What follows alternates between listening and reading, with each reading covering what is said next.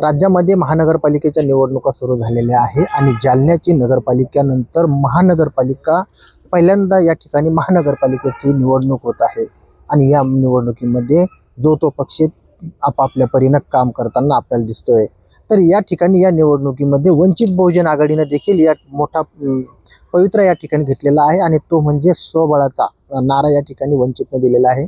आपल्यासोबत जालना जिल्हाध्यक्ष आहेत डेव्हिड घुमारे साहेब, वंचितचे जिल्हाध्यक्ष आहेत। त्यांच्याकडनं आपण या महानगरपालिकेच्या निवडणुकीच्या पार्श्वभूमीवरती चर्चा करणार आहोत। साहेब नमस्कार, story.com मध्ये तुमचं स्वागत आहे। धन्यवाद। काय सांगाल या महानगरपालिकेच्या निवडणुकीमध्ये वंचितची काय भूमिका आहे? पहिला प्रश्न साहेब, आम्ही या ठिकाणी जनतेच्या प्रश्नासाठी निवडणूक लढत आहोत। आदरणीय नेते बाळासाहेब आंबेडकरांच्या नेतृत्वाखाली आम्ही या जिल्ह्यामध्ये भरपूर काम केलेलं आहे। या ठिकाणी जालना शहराला रिंग रोड नाही, त्यासाठी आम्ही त्या ठिकाणी आंदोलनं केलेली आहेत। रेल्वे स्टेशन ते नूतन वसाहत इतकी बखाल रोड होता की अनेकांचे ॲक्सिडेंट झाले, अनेक जण त्या रोडवर वारले। त्यामुळं आम्ही मोठ्या प्रमाणामध्ये आंदोलन केलं आणि ते रोड त्या ठिकाणी मंजूर करून घेतला। त्याच्यानंतर गांधीनगर म्हणजे मधुबन हॉटेलपासून तर थेट रामनगर हनुमान मंदिरापर्यंत इतका बखाल अवस्था होती रोडची। त्या रोडला नीट करा, दुरुस्त करा यासाठी वंचित बहुजन आघाडीने धरणे आंदोलन केलं, रस्त्यावर बसले आणि त्यानंतर तो रोड त्या ठिकाणी आम्ही करून घेतलेला आहे। आम्ही मोठ्या प्रमाणामध्ये प्रत्येक प्रश्नासाठी जनतेच्या त्या ठिकाणी आंदोलनं केलेली आहेत आणि त्याला घेऊन आम्ही आज या निवडणुकीला जात आहोत। या ठिकाणी तुम्ही तुमच्या पक्षाच्या वतीनं शहरातील ज्या समस्या होत्या या समस्यांचं निवारण करण्यासाठी आंदोलनाच्या मार्फत आंदोलनं करून प्रशासनावरती दबाव आणून विविध विकास कामं केलेली आहेत। मात्र यानंतर आता तुमचे जे वंचितचे जे उमेदवार निवडून येतील, सत्तेमध्ये येतील, त्यावेळेस तुमची भूमिका कशी असणार आहे या महानगरपालिकेमध्ये सत्तेवरती आल्यावरती? आमची भूमिका ही पारदर्शक असणार आहे। निव्वळ फक्त जनतेच्या हितात आम्ही काम करतो। आमचे नेते आदरणीय बाळासाहेबांची इच्छा कायम राहिलेली आहे की आपण जनतेसाठी झटत राहिलं पाहिजे। महानगरपालिका ही ज्यावेळेस अस्तित्वात आली, पहिल्यांदाच आपण अस्तित्वात आलेली ही महानगरपालिका आहे। आता हिच्याकडे जर बघायचं जर झालं तर हिला आता प्रशासकीय इन्फ्रास्ट्रक्चर नाही, म्हणजे थोडक्यात एकही अधिकारी आता या ठिकाणी कार्मित नाही।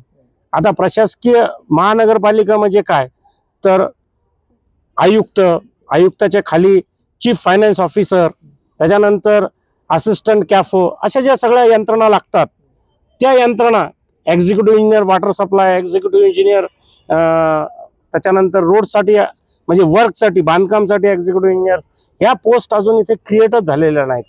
निव्वळ एका जेईच्या माध्यमातून आतापर्यंत कामं चालू आहेत आणि हे इन्फ्रास्ट्रक्चर, प्रशासकीय इन्फ्रास्ट्रक्चर डेव्हलपमेंट झाल्यानंतर शाळेला बिल्डिंग्स नाहीत, दवाखान्यांना बिल्डिंग्स नाहीत, प्रभाग वाईज हॉस्पिटल्स नाहीत, प्रभाग वाईज त्या ठिकाणी शाळा नाहीत आणि या सगळ्या तयारी करण्यासाठी अत्यंत कुशल कारागीर ज्याला म्हणतो आपण ते लागणार आहेत आणि ते आहेत आमचे नेते आदरणीय बाळासाहेब आंबेडकर। म्हणून मी जालन्याच्या जनतेला आवाहन करतो की असं मॅन्डेट द्या जेणेकरून बाळासाहेबाचा हस्तक्षेप होईल या महानगरपालिकेत आणि त्यांच्यामुळं इथं जे डेव्हलपमेंट पाहिजे हे तर्कबुद्धीने किंवा सशक्तपणाने बाळासाहेब त्या ठिकाणी करू शकतील। या निवडणुकीमध्ये महानगरपालिकेचे एकूण 65 प्रभाग आहे, तर यामध्ये किती प्रभागामध्ये वंचितच्या उमेदवारांचे तुम्ही नामांकन अर्ज दाखल केलेले आहे? जवळपास सगळ्या प्रभागामध्ये आम्ही दाखल केलेत, पण जिथं आमचा प्रभाव आहे त्या प्रभागामध्ये माझे पूर्ण पॅनल्स तयार झालेले आहेत। 13 मध्ये माझं पूर्ण पॅनल आहे, 15 मध्ये माझं पॅनल आहे, 10 मध्ये माझे 2 कॅन्डिडेट्स आहेत आणि काही अपक्ष जर उभे राहिले तर त्याला मी पाठिंबा देण्याचा प्रयत्न त्या ठिकाणी करणार आहे आणि 14 त्याच्यानंतर 16 मध्ये माझं पूर्ण पॅनल आहे। अशा ठिकाणी हे सगळं पॅनलला आपण बळ लावून आपण त्या ठिकाणी अधिकाधिक सीट्स कशा काढता येतील यासाठी सुद्धा एक व्यूहरचना करणार आहोत।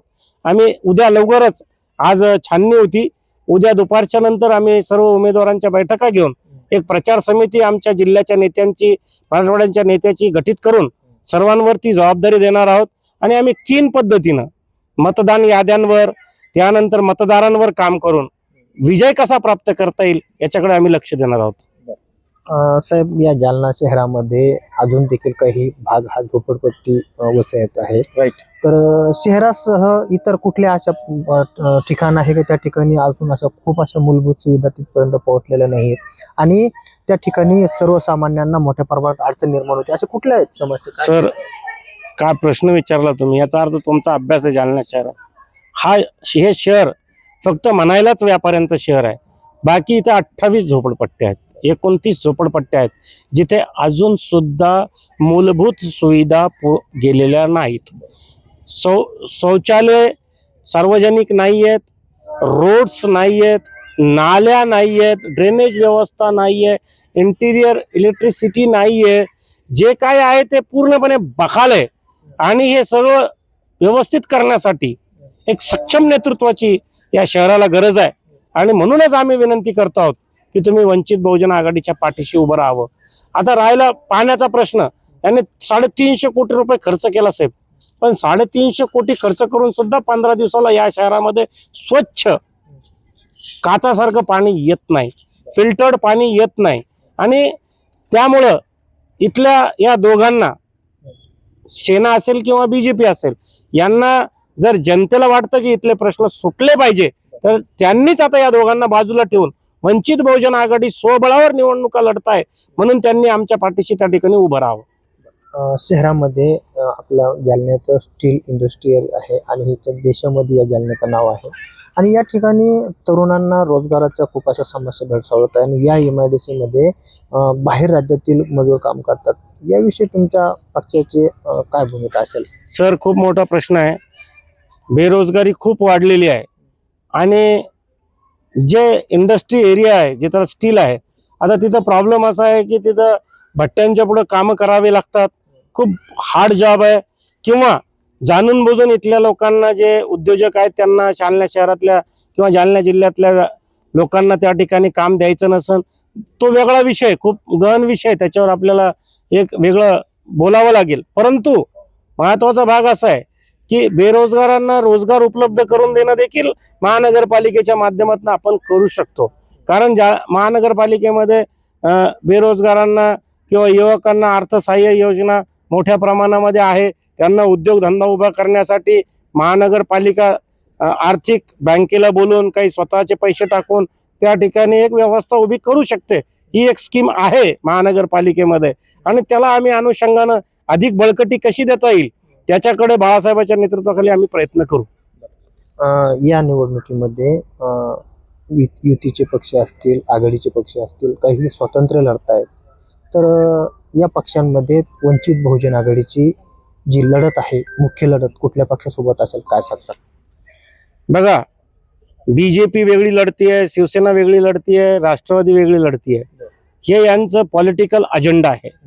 हे शातीर लोक आहेत, यांना राजकीय डावपेच सगळे कळतात.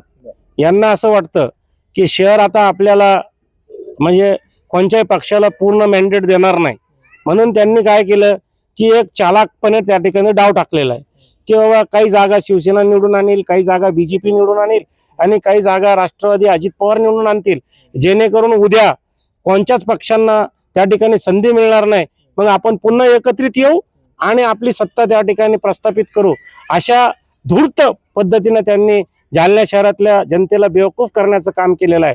म्हणून मी जालन्यातल्या जनतेला विनंती करतो की यांचा धूर्तपणा जर तुम्हाला थांबवायचा असेल तर मी 20 जागा, त्याकडे 19 उमेदवार आणि 2 पुरस्कृत असे उभे केलेले आहेत.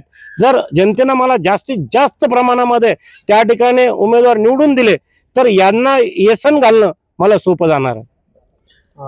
शेवटचा प्रश्न मी तुम्हाला विचारेल, वंचितचे जे तुम्ही उमेदवार रिंगणात उतरवलेले आहेत आणि ते निवडून आल्यानंतर या महानगरपालिकेवरती सर्वात मोठी जबाबदारी असणारा महापौर आहे, तर तो वंचितचा होईल का? सर, अधिक प्रमाणामध्ये आता मी 21-22 जागा त्या ठिकाणी लढतोय.